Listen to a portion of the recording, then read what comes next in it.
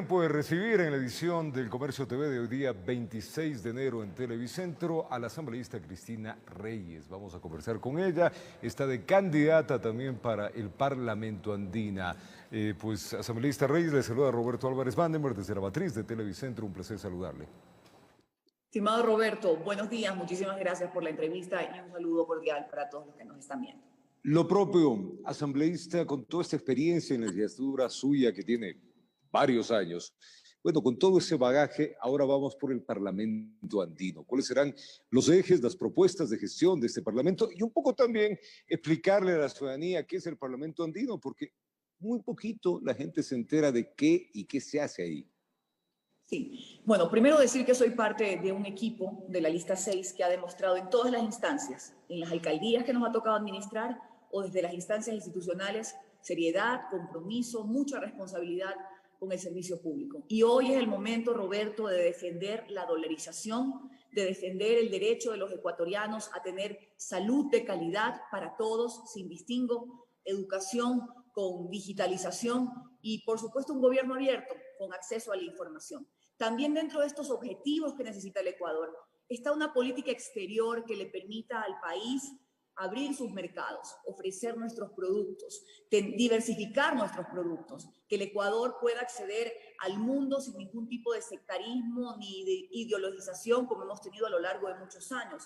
Me pregunta usted qué es el Parlamento Andino. Es una instancia de integración regional de las pocas que el Ecuador ha tenido la oportunidad de participar, que está integrada por países hermanos como Colombia, Perú, Bolivia, Chile, países con los que tenemos lazos culturales, históricos, que tenemos una misma problemática, no solamente ahora que estamos atravesando el COVID y queremos luchar juntos, por ejemplo, para el tema de que haya transparencia y acceso a la inmunización, es decir, a las vacunas de la población, y lamento mucho la opacidad que está ocurriendo aquí en el Ecuador con la llegada de unas pocas dosis y que ya sabemos que algunos se andan palanqueando, ayudando a sus familias cuando esas dosis deben ser en primera instancia, esas poquitas dosis para los médicos, las enfermeras y el personal de primera línea que ha tenido el COVID. Esta instancia de integración nos puede también permitir la comercialización de nuestros productos, intercambio estudiantil,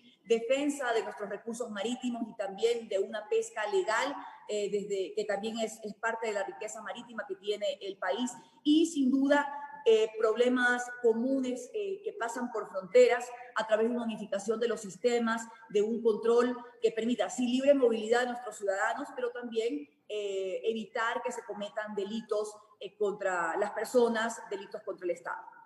Usted lo ha dicho, trabajan en equipo y eso es una de las formas, ya lo han demostrado, que se trabaja de la mano. Trabajar en equipo pues permite de alguna manera tener más claro los horizontes. Pero yéndonos directamente al Parlamento Andino, ya nos ha explicado un poco, y esto por un proceso que la ciudadanía lo entienda porque en este caso, las personas que han sido electas poco han visibilizado ese trabajo. Usted en sus propuestas ha hablado varias. ¿En qué se va a centrar directamente en favor de esta integración que hemos hablado?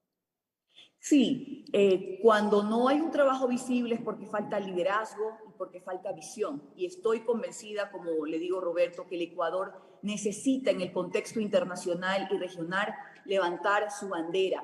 Esto quiere decir mostrar la potencialidad que tenemos como país en cuanto a la promoción de nuestros productos, en cuanto al turismo, que este es un país maravilloso, que si Dios lo permite, poco a poco, cuando vayamos solventando el tema del COVID, el turismo tiene que abrirse. Entre las propuestas de las 6 está la exención de impuestos al sector turístico por 5 años.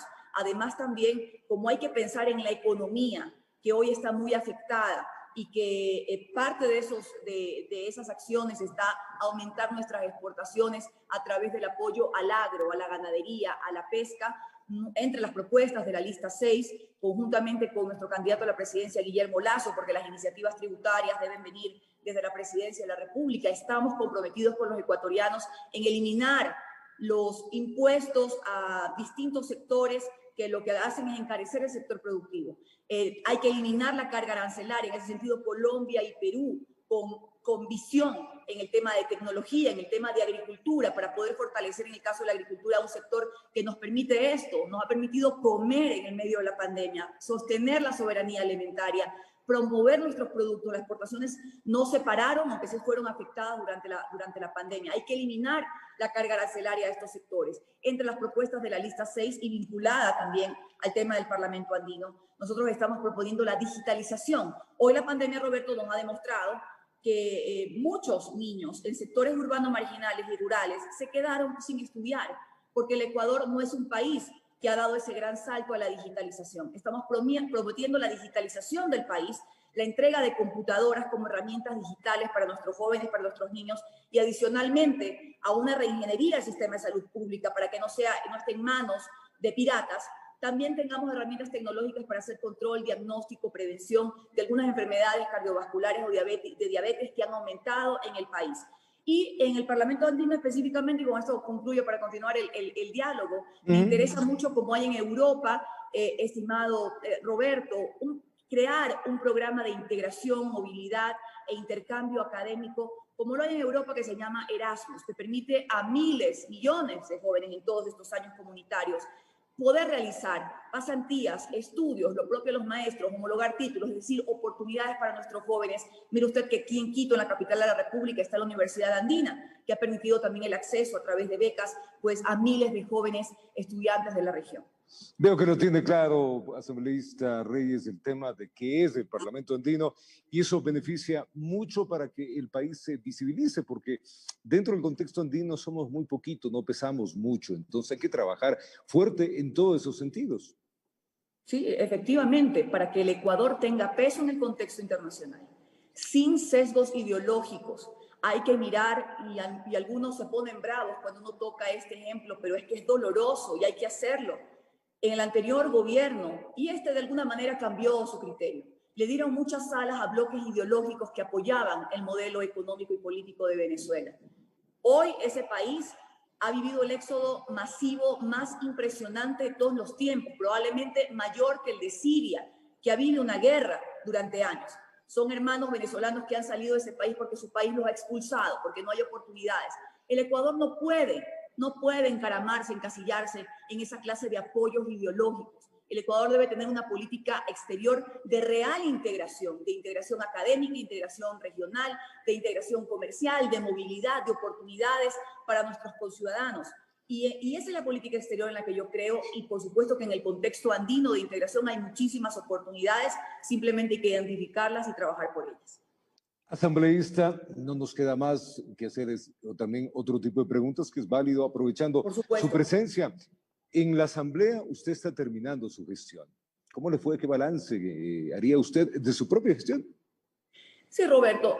Mire, la ciudadanía tiene hoy mismo una mala imagen de este cuerpo colegiado que realmente se ha desprestigiado producto de las malas acciones de algunos legisladores. No tengo que repetir qué casos porque la gente los conoce. Sin duda.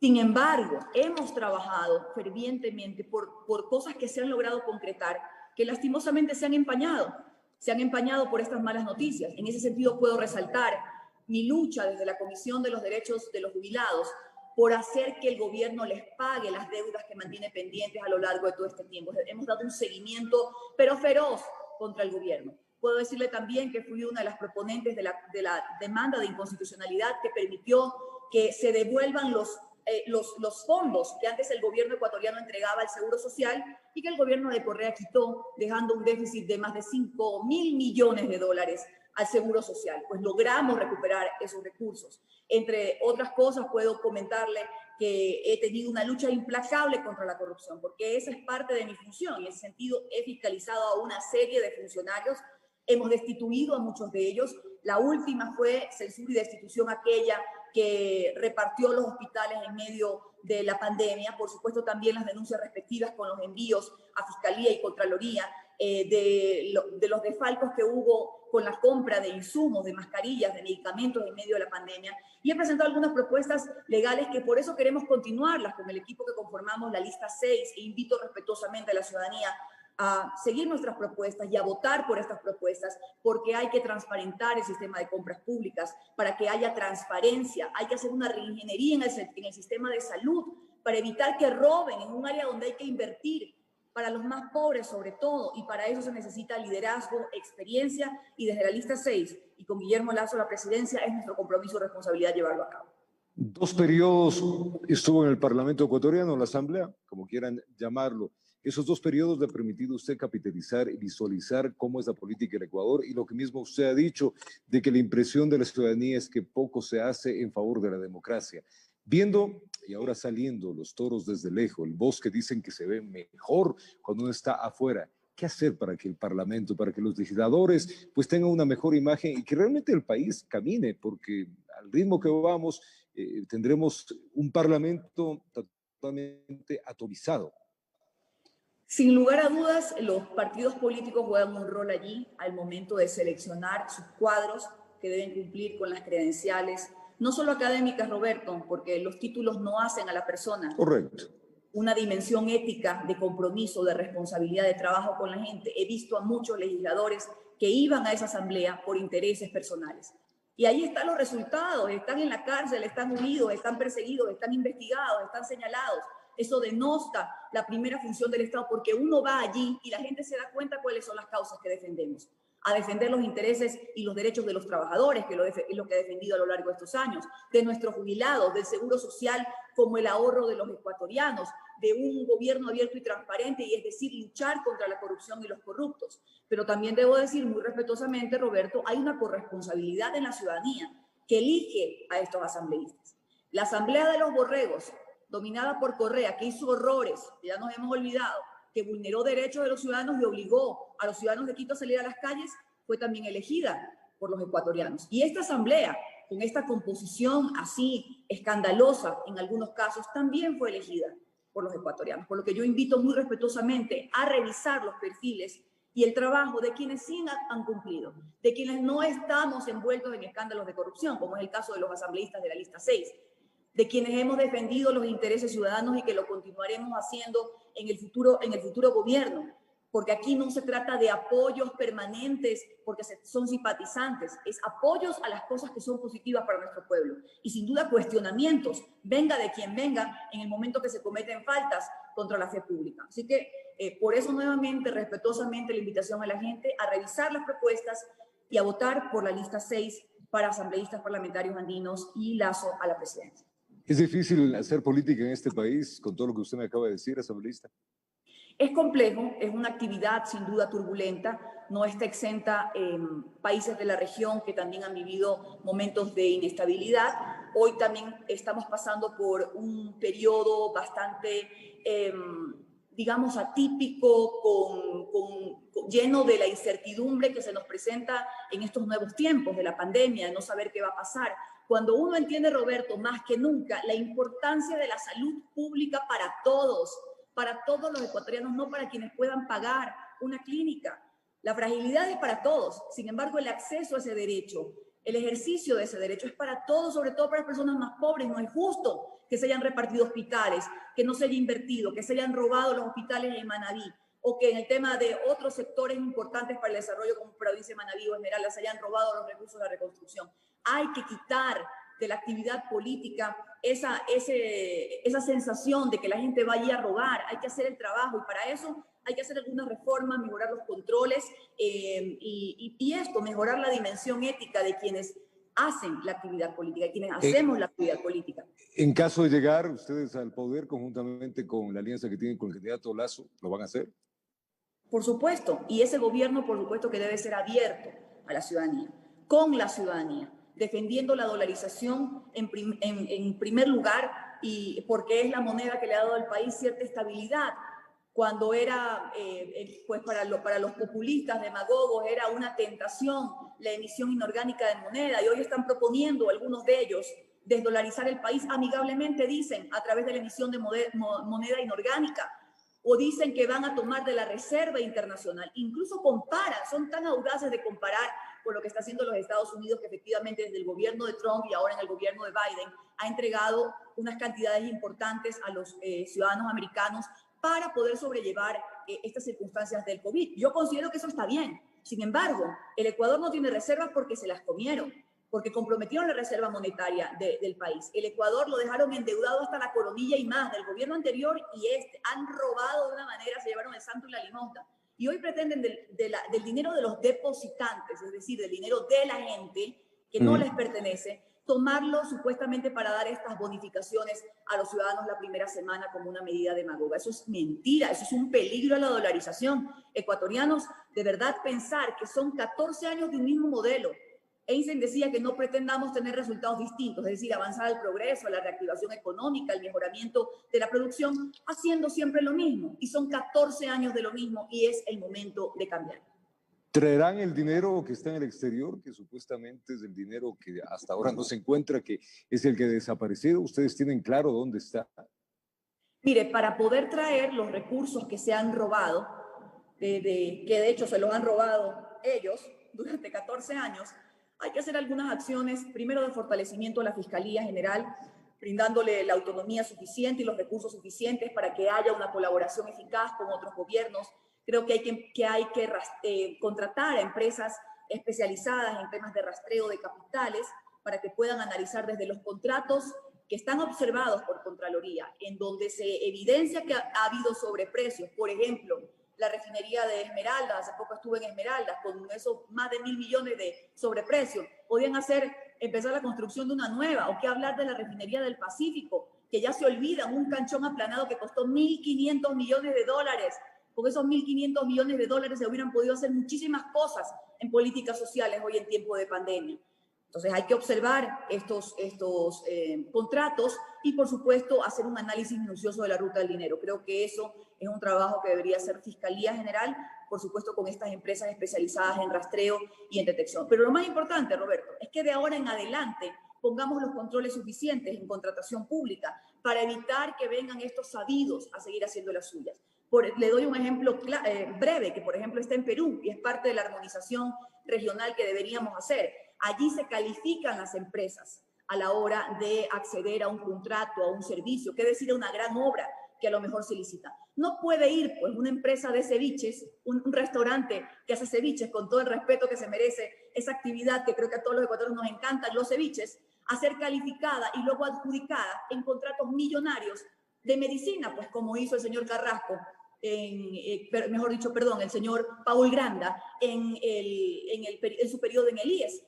Lo propio con las fundas de cadáveres o el tema de las medicinas en la pandemia, que ni en pandemia dejaron robar, porque les ubicaron allí según sus conveniencias y por un tema político y no técnico. Entonces tenemos que cambiar ciertas leyes que no lo han querido hacer en este periodo por falta de voluntad política. Yo tengo allí las iniciativas, a la siguiente le tocará hacerla para poder fortalecer los controles y prevenir la corrupción en el Ecuador. ¿Se ve como candidata en el futuro a presidenta asambleísta? Estimado Roberto, lo que Dios permita, ahora vino una oportunidad que por mi propia decisión y en una situación de análisis frente al contexto que está viviendo el Ecuador, 16 candidatos, imagínese usted, muchos de ellos no guardan el respeto ni el conocimiento de la realidad del país, y lo hemos visto en los debates presidenciales, que fue de hecho una reforma que aprobamos en el Código de la Democracia, que los candidatos debatan, que le presenten al país sus propuestas. Entonces, obviamente yo gané la nominación de mi partido, pero en un ejercicio de responsabilidad, de sensatez frente a lo que está pasando. Hicimos una alianza y un compromiso público con el señor Guillermo Lasso. Él se ha comprometido con las propuestas sociales de la lista 6 en función, como he dicho, de la digitalización del país, de educación, de salud para todos los ecuatorianos, del agro, la ganadería y la pesca como sectores estratégicos que deben fortalecerse e inversión, y se debe atraer la inversión para los mismos. Entonces, en función de esos compromisos lo hicimos. Mi futuro político está en manos de los ecuatorianos y por supuesto que yo estaré donde ellos quieren que esté. Bueno, hoy no fue, quizás más adelante. La vida es larga, Roberto. Mientras haya vida, aquí estamos, luchando. Le voy a finalizar la entrevista con una preocupación que tiene la ciudadanía. El CNE, al parecer, no va a alcanzar, o al menos se dice, de imprimir las papeletas justamente para los candidatos parlamentarios. ¿Y ahora? El CNE no puede jugar de esa manera con disposiciones legales y constitucionales que están establecidas. Comprendo que ha habido una cierta pugna y ciertos candidatos que no respetaron los tiempos y que hoy están interponiendo recursos, pero eso no puede impedir que se desarrolle el proceso electoral de forma normal. Eso es responsabilidad del CNE. Ayer vi a candidatos de otro partido haciendo también su propuesta, sus quejas y sus denuncias al respecto. Yo me sumo digamos, a este malestar de que no tengamos claras las papeletas, que ya sean distribuidas, enviadas a los consulados y que ya comience toda la cadena logística que tiene que realizarse en el país. La disposición establece claramente que se tienen que elegir asambleístas nacionales, presidente de la República, asambleístas nacionales, asambleístas provinciales y parlamentarios andinos. Y eso es lo que tiene que hacer el CNE. Me parece que ha dicho que hasta mañana va a resolver cualquier tipo de controversias, o hasta el jueves, como usted menciona, e inmediatamente esperamos que se envíen a imprimir las papeletas y pues se le dé prisa a lo que tiene que ser un proceso electoral transparente, que estaremos vigilantes y que por supuesto también desde nuestras organizaciones políticas haremos el control electoral indispensable. ¿Confía en el CNE? Mire, lamentablemente el CNE no solamente en este periodo, sino en los anteriores, no ha dado las muestras suficientes de ser un organismo técnico en el que podamos depositar 100% nuestra confianza. De allí lo que le menciono, que las organizaciones políticas hacemos un esfuerzo increíble de movilizar a pues miles, decenas de miles en algunos casos, de simpatizantes, de adherentes, adherentes a los partidos o a las organizaciones, para poder ir hacia cada una de las juntas electorales, hacer control durante todo el día, obtener un acta, tener un propio centro de cómputo para poder contrastar los resultados que proclama el CNE y los que nosotros tenemos. Eso es un esfuerzo inmenso, que si no lo deberíamos hacer, probablemente no, porque deberíamos tener la confianza en un organismo técnico. Y eso es lo que aspiramos, que llegue el Ecuador un día, a tener organismos técnicos como he conocido en otros países que llevan adelante procesos electorales, que no queda la mínima duda de su organización y luego de la proclamación de esos resultados. Cristina Reyes, candidata al Parlamento Andino, actual asambleísta. Mandarle un abrazo grande. Gracias por su tiempo, contarnos cómo trabajan en bloque, cuáles son las aspiraciones y los miramientos del país al futuro. Muchísimas gracias, Roberto. Un abrazo para usted y para la ciudadanía. Un abrazo también. Tipo una pausa acá en El Comercio TV. Ya venimos.